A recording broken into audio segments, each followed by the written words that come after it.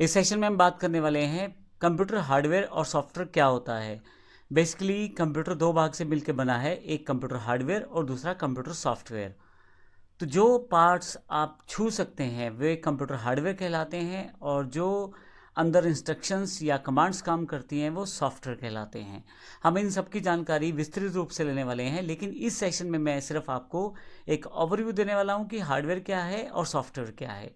जैसा मैंने बताया, जिन पार्ट्स को आप छू सकते हैं वो हार्डवेयर कहलाते हैं और इलेक्ट्रॉनिकली ये सारे पार्ट्स कंट्रोल होते हैं। तो आपके पास जो भी मदरबोर्ड, सीपीयू, प्रोसेसर, फैन है, रैम है, ये सब चीज़ें कंप्यूटर हार्डवेयर का पार्ट हैं। हार्डवेयर के मुख्य कंपोनेंट्स में सीपीयू, सेंट्रल प्रोसेसिंग यूनिट, जो कि एक तरह से कंप्यूटर का दिमाग होता है। इनपुट डिवाइसेस जिनसे आप अपनी कमांड्स कंप्यूटर तक पहुंचाते हैं, अपनी इंस्ट्रक्शंस या अपनी बात कंप्यूटर के सामने रखते हैं, वो इनपुट डिवाइसेस कहलाती हैं। जैसे कीबोर्ड से टाइप करके, माउस से स्क्रॉल करके। माउस भी कई तरह के हैं, मैकेनिकल माउस है, कॉर्डलेस माउस है, ऑप्टिकल माउस है। इन सभी की जानकारी हम आने वाले सेशन में लेंगे। इसके अलावा इनपुट डिवाइसेस में जॉयस्टिक है, गेम्स खेलने के लिए प्रयोग की जाती है। स्कैनर है, अगर आप उसके ऊपर कोई पेपर रखें तो स्कैन करके आपके कंप्यूटर में आ जाएगा। बार कोड रीडर है, वो स्कैन करके उस पूरे के पूरे बार कोड को रीड करने की कोशिश करेगा। टच स्क्रीन है, जिससे आप टच करके अपनी बात कंप्यूटर को समझा सकते हैं। तो ये सब चीज़ें जो हैं इनपुट डिवाइसेस का पार्ट है कंप्यूटर हार्डवेयर के अंतर्गत। इसी तरह से जब आपको आउटपुट देखना होता है तो फिर आपको आउटपुट डिवाइस चाहिए होती है। जैसे मॉनिटर है, स्पीकर है, प्रोजेक्टर है, या आपके पास प्रिंटर हैं। ये सब आउटपुट डिवाइसेस का पार्ट हैं। अलग अलग फॉर्मेट में आउटपुट देते हैं। जैसे मॉनिटर है, वीडियो आउटपुट देगा, स्पीकर साउंड आउटपुट देगा, प्रोजेक्टर जो है वो आपको हर चीज़ को एक पर्दे पर दिखाएगा बड़ा करके, यानी कि प्रोजेक्ट करके। इसके अलावा प्रिंटर जो है वो पेपर के साथ आपको आउटपुट देगा। प्रिंटर की बात करें तो आउटपुट डिवाइस है, लेकिन इसके अलग अलग तरह के टाइप हैं। जैसे इम्पैक्ट प्रिंटर एक अलग तरह की कैटेगरी है और नॉन इम्पैक्ट प्रिंटर अलग तरह की कैटेगरी है। इम्पैक्ट प्रिंटर में जैसे डॉट मैट्रिक प्रिंटर या डेजी व्हील प्रिंटर या लाइन प्रिंटर, ये इम्पैक्ट प्रिंटर के एग्जाम्पल्स हैं। इसी तरह से नॉन इम्पैक्ट प्रिंटर में inject printer, thermal printer, laser printer, electromagnetic printer, electrostatic printer, ये सब नॉन इम्पैक्ट प्रिंटर के एग्जाम्पल्स हैं।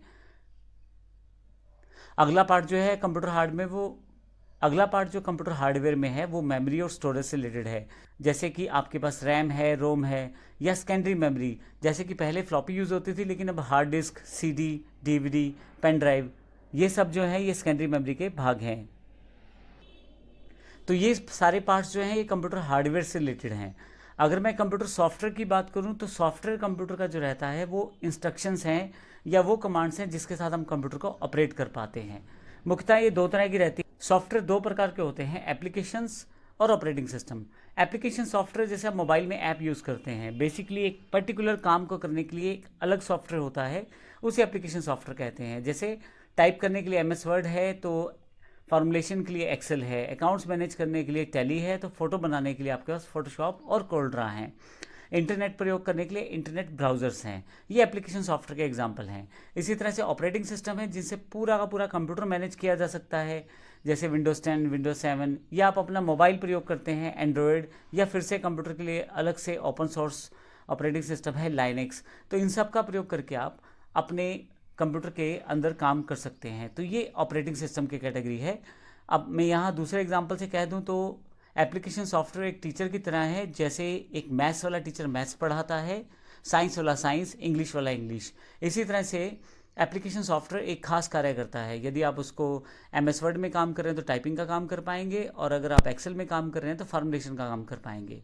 इसी तरह से ऑपरेटिंग सिस्टम बिल्कुल वैसे है जैसे स्कूल में एक प्रिंसिपल खुद कुछ कार्य खास नहीं करेगा, लेकिन सब चीज़ों को जोड़ के मैनेज करना, उनका प्रयोग करना, उनको कमांड्स देना, उनसे काम निकलवाना, ये कार्य प्रिंसिपल का रहेगा। वैसे ही ऑपरेटिंग सिस्टम का कार्य यही रहेगा कि सभी कंप्यूटर में जो भी रिसोर्सेज हैं, कमांड्स हैं, फंक्शंस हैं, या जो भी डिवाइसेस लगी हुई हैं, उनको किस तरह से प्रयोग किया जाए और उनको कमांड्स किस तरह से दी जाए और उनसे काम किस तरह से लिया जाए।